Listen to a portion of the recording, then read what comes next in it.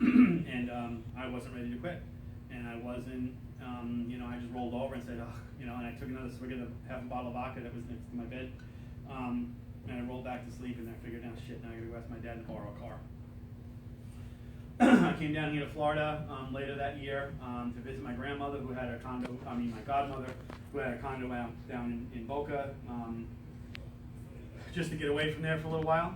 My plan was to come down for a couple of weeks, go back up there.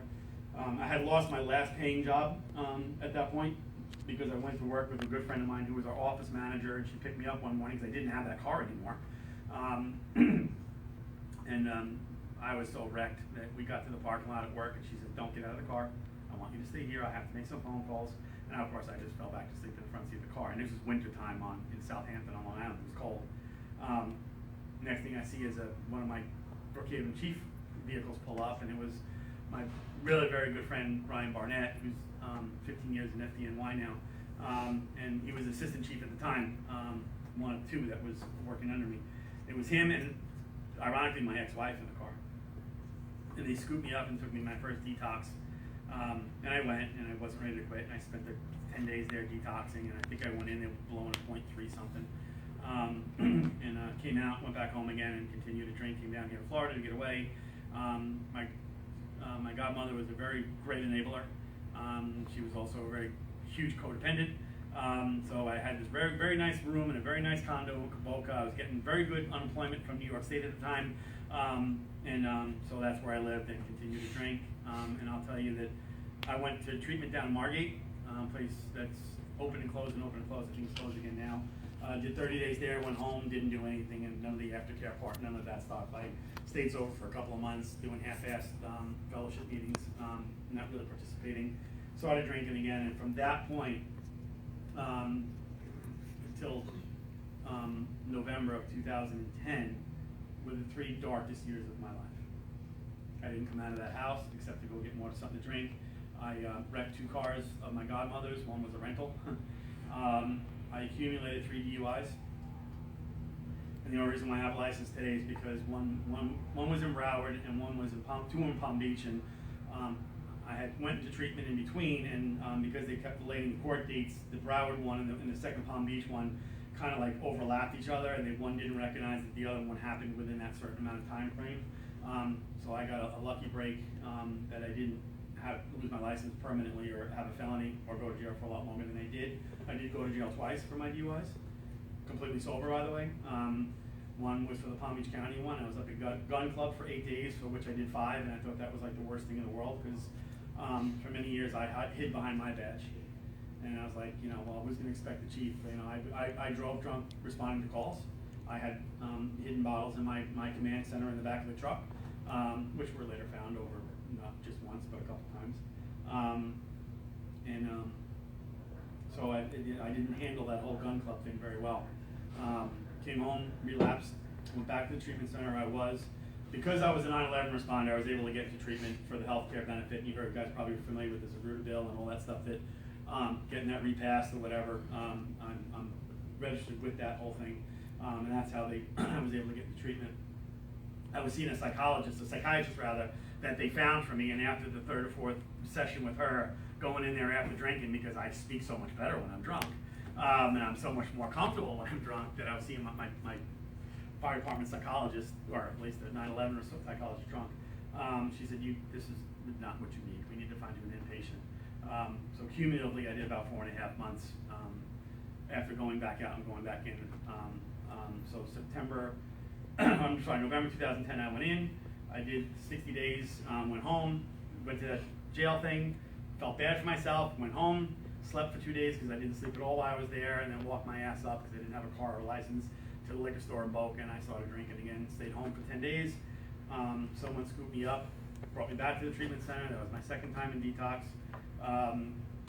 And then on July 4th of 2011, I was on the step-down program. I was allowed to leave. I had to check back in again after a certain hour or whatever. So I was going to meet a girl that I was in treatment with. Imagine how stupid that was. That we were going to go to the 4th of July fireworks in Delray on the beach. She didn't show up because she had already relapsed and was home drunk. And I sat there on the beach, and I said, you know, everybody's got their little coolers, and everybody's having fun, and I had rode my bike there, and I was next to a nice little pond, or back by the dunes, and I said, you know what, no one's gonna know. And I got on my bike, and I crossed over the bridge, and found there's a Walgreens up there that has a really dumpy little shitty liquor store next to it, and that's when I went in there, I bought a pint, and went back to the beach, I drank the pint, and of course I didn't stop drinking that pint that night. I went, and 6 days later, I went back to that treatment center on my own. I walked there from my home, my apartment, which was very close to where it was, obviously, and I begged them to take me back one last time. And it was July 13th of 2011. And my therapist, who I love dearly, walked out along with the clinical director. And Susan looked at me, and I'm just going to say this the way she said it to me, in the lobby of the treatment center, what the fuck were you thinking? Why did you think this was okay? Now maybe it's time to get honest. And maybe now it's time in treatment that when we go back in there and you start talking about yourself to me and group, that you be honest with who you are, what you're struggling with, and not project what you think other people should hear about you. And anybody that I've worked with so far, and some of Jackie's people, and I tell them right off the bat, you know, if you don't get honest there for the 30 days you might have there, and just let it go in the beginning, you're not going to be successful because you'll hold on to things. And that's what I did. So on July 13th, 2011, is when I decided to get honest and let all that shit go. Things that I didn't want anybody to know about me. And I had to say them out loud. And I had to say them in front of other people. And the shame and the guilt and the remorse that I felt for all that stuff is gone from me now. I continue my particular recovery through a 12-step program, AA. And that's not saying that, you know, that's what was successful for me. So doing the step work with that and the sponsor I had at the time, that just reinforced what I was able to do in treatment. So fast forwarding to why we're here today, I finally decided I had enough, and I decided that I wanted to give you something else so that nobody has to lose their jobs and their careers and their families like I did. And being, you know, we're all part of the brotherhood and the sisterhood, we're all connected. I wanted to help other people like us. And I knew treatment wasn't working. The treatment I went to was very good, and I had Susan, but it's not what people are comfortable with all the time because we can't talk about certain things in front of other people.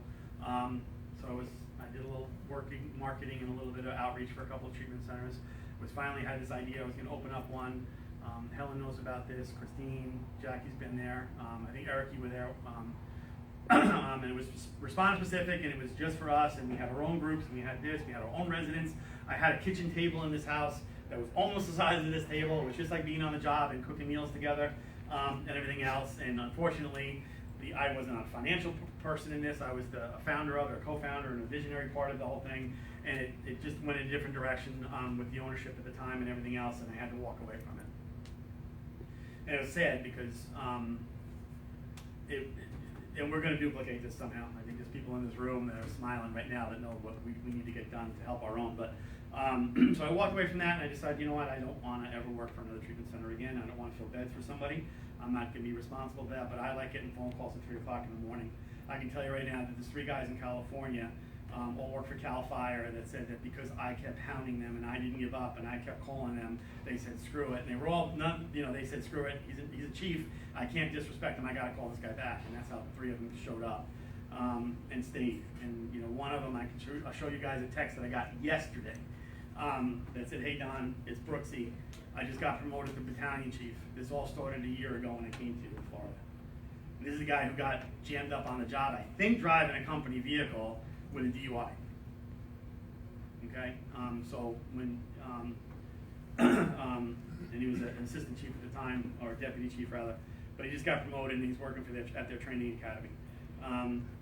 So we can recover, and we do recover, and we do get better. I decided at that point, like I said, I walked away from that treatment center, knowing what I still wanted to do. I had known Cali for a couple of years through the other outreach work I was doing and the work she was doing at the time. And I called her up, I said, this is what I need to do. I need to talk to people. I need to be in front of people. I need to hear them cry. I need to convince them. I need to learn how to do this the right way. And she says, okay, there's an opening in the class that I'm doing. I want you to sit in on it. And she invited me to do that. And that was the first recovery coach class I took. And then after that, she says, I want you to do the intervention class. because I think there's a purpose for you to help other people doing this, and that's what I did, and that's why we're here today, and that's why she's here today.